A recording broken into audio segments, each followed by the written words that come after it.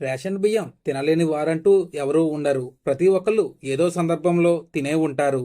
అయితే వాటిలో ప్లాస్టిక్ బియ్యం కలుపుతున్నారంటూ, అవి తింటే ప్రజల ప్రాణాలు పోతాయని ఇప్పుడు సోషల్ మీడియాలో ట్రెండ్ అవుతుంది. దీనిపై ఈరోజు వీడియో చూద్దాం.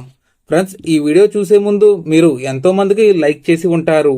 ఇటువంటి ప్రజలకి ఉపయోగపడే వీడియో కోసం ఒక లైక్ చేస్తారని ఆశపడుతున్నాను. మీరు లైక్ చేస్తేనే ఈ వీడియో మరో 10 మందికి వెళ్తుంది.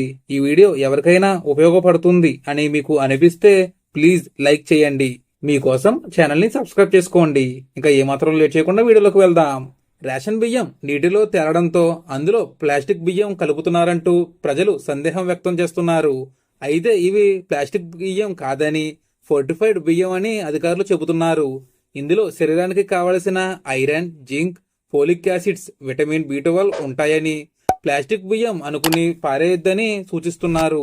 విటమిన్ B12 రోగనిరోధక వ్యవస్థతో పాటు నాడీ వ్యవస్థ పనితీరు మెరుగుపరుస్తుందని, ఈ బియ్యాన్ని తీసేయడం వల్ల ఇవన్నీ మీరు కోల్పోతున్నారని చెబుతున్నారు.